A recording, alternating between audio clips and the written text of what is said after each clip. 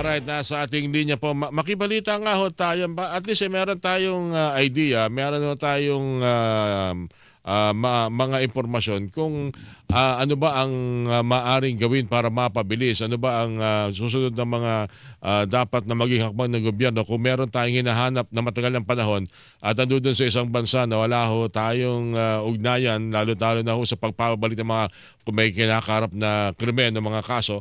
Nasa ating linya po isang international law expert kaugnay po dyan sa kaso ni Zaldico.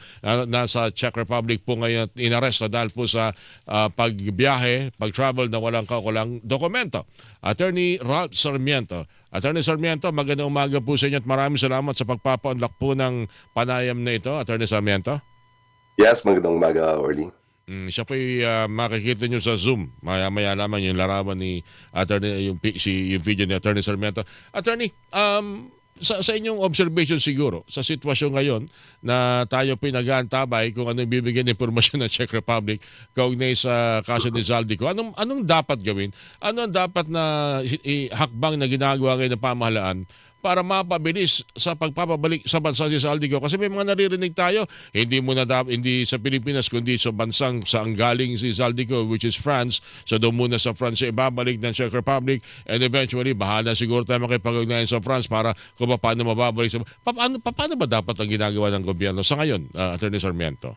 Well, at the moment, yung importante ngayon is proper coordination with the Czech Republic, no, yung mga Ministry of Foreign Affairs ng Czech Republic. Kasi yung pinakamabilis talaga na route is deportation. Diplomatic, So, diplomatic. No? diplomatic na, no? So that can be done by diplomatic negotiation. So if they can negotiate for the immediate deportation, kasi yung deportation kasi unilateral act yun on the part of the Czech Republic. So if they agree, after negotiation, if they can agree with the Philippines on the terms of the deportation, so kanilang prerogative yun kung gusto nilang i-deport immediately for violating their own immigration laws. Kasi pinapangamba ng ilan sa atin, lalo na't hindi naman maalam dyan sa ganyang klase po ng deportation proceedings through diplomatic channel, alam naman ng buong bansa, alam naman siguro ng Czech Republic na meron tayong hinahatol na Zaldico na involved sa katiwalaan at malaking pera ng salapi. Sabi nga ng iba, mali-malet ang pera ang pinag-uusapan dito. Kailangan po bang pahirapan na, andyan na yung mga Pilipino, medyo huwag natin napansinin. Ikot-ikot pa sa tayo. Ayan yung mag-ikot-ikot muna sila. Kailangan po ba kaya ng ganun at paano ba yung maiiwasan ng ating mga negotiator kung sakasakali, Attorney? Well, of course, we cannot assume no na alam ng mga authorities ng Czech Republic yung kaso na hinaharap ni Zaldico in the Philippines. So proper information yung talagang kailangan doon. So proper coordination. So dapat I believe naman nakauna yung Pilipinas na nakapaalam sa mga Czech authorities about the case, no, and about the fact na fugitive, considered to be a fugitive from justice si Zaldico here in the Philippines.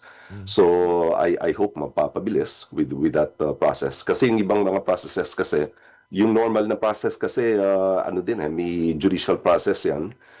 Normally once you receive a notice of deportation, normally may may voluntary window yan na binibigay sa iyo. Normally, let's say bibigyan ka ng 30 days to voluntarily exit and to to go back to your own either state of origin. And then normally technically pwede mo ma-appeal yan sa court, no, sa Czech Republic under Czech law. I think 10 to 15 days pwede ka mag-appeal. May judicial appeal yun.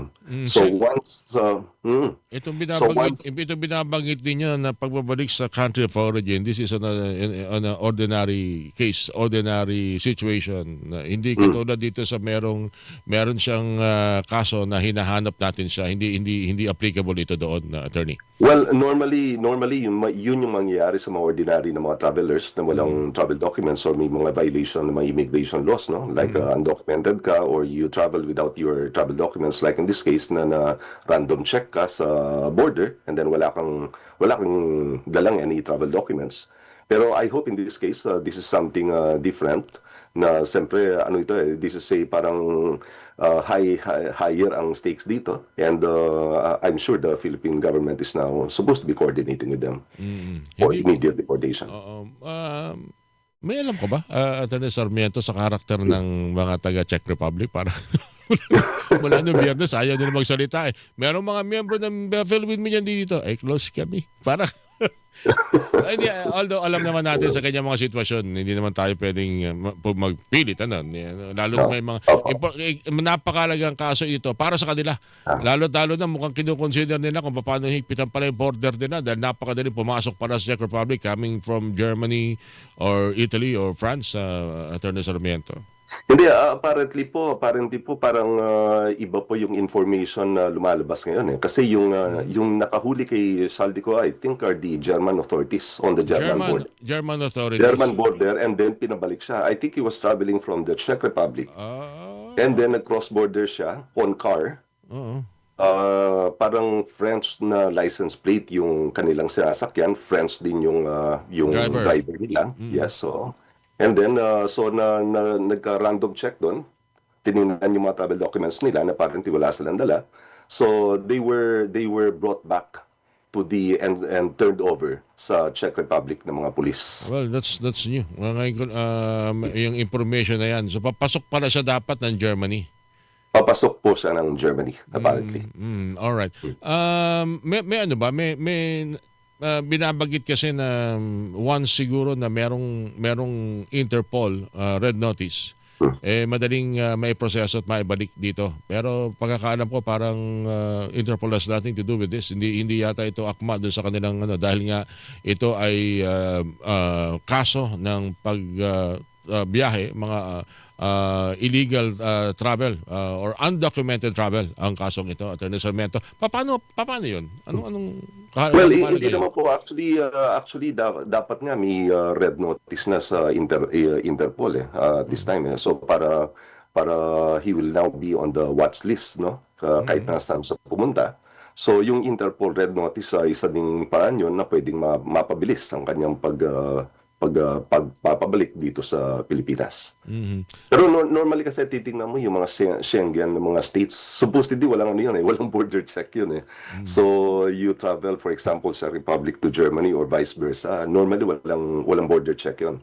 But apparently siguro baka may binabantayan sila or ano na they conducted a random check on Okay. the Para sa mga hindi po nakakaunawa, binanggit ni Attorney Sarmiento paano, I do say? Schengen, yung iba Schengen yung visa. iba, Ibig sabihin po, Schengen. ito po yung visa na meron sa passport din ninyo. You can Ako. travel sa mga bansa under European Union. Tama ba, Attorney?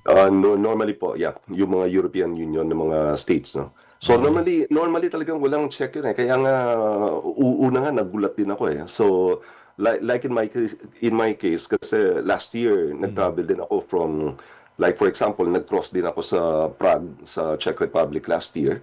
So by train, talaga walang ano yun, walang passport, walang travel documents. Talagang sasakay ka lang ng train. I took the train from Vienna to Prague. Ganun pala, Supposedly no? walang check.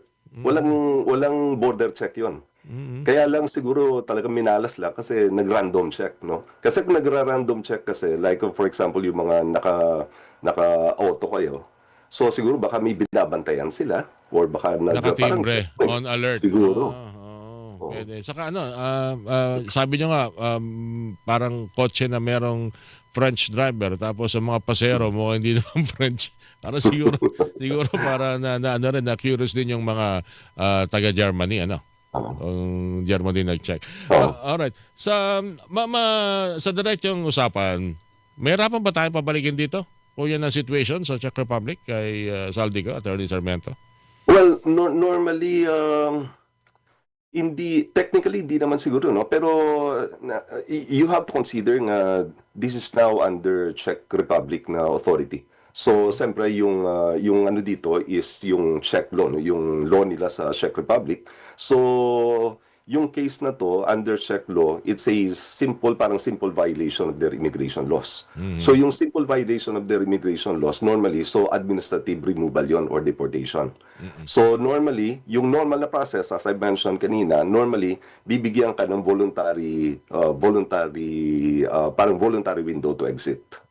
So kung di ka mag-exit, so may mga possibility yon depende kung anong gagawin niya, no? Like for example, pwedeng yung mga possibility doon, worst case scenario magki-claim siya ng asylum, refugee status. pwede rin siyang humingi ng assistance from Portugal, being a golden visa holder sa Portugal. So pwede ring mag-file ng parang diplomatic claim yung Portugal, claiming him as a parang citizen or resident of Portugal by virtue ng golden visa na inisyu sa kanya. Well, in those cases, baka pwedeng humaba-haba yung proseso, pero as of now, wala pa tayong information, no, na kung he is taking this parang judicial na parang mga remedies, no. So far wala pa naman. So I hope yung Philippine government nakauna tayo, coordinate with the Czech Republic, and kung malalaman ng Czech Republic kahit na wala tayong extradition treaty, kasi kung may extradition treaty, so Mabilis magiging obligado yung Czech Republic, no. Kaya lang walang obligation treaty, so they are not under any obligation to extradite, no. So if in any case, so yung pinakamabilis pa rin is deportation, voluntary unilateral act of deportation on the part of the Czech Republic. Alright, so dapat pala kumikilos na tayo. Sabi nyo nga, Attorney Sarmiento, mas mabisa sa ngayon yung diplomatic channel. Bagamat merong Portuguese o visa sa Portugal si Saldico, obviously, yung Pilipino naman talaga ito. Igiit at siguro pwede itong tawagin ng gobyernong Oplan, bring home Saldi. No? Pwede siguro. Attorney Sarmiento, marami tayong gusto pa rin. Siguro ito dapat, ito yung magandang idaan, mabilis through diplomatic channel. Attorney Ral? Opo. Yun po talaga yung Alright. ideally. Anyway, Attorney Sarmiento, maraming salamat sa mga impormasyon na ito. At alam nyo naman, wala kaming alam pagdating sa international law. Wala na sa mga kababayan. Lokal-lokal lang, hindi ba? Tatalo-talo pa eh. Attorney Sarmiento, maraming salamat sa ulitin po. Maraming salamat po. Thank you po. Thank you po. Isang international law expert, Attorney Ralph Sarmiento, mga kapuso. Inyo po napakinggan.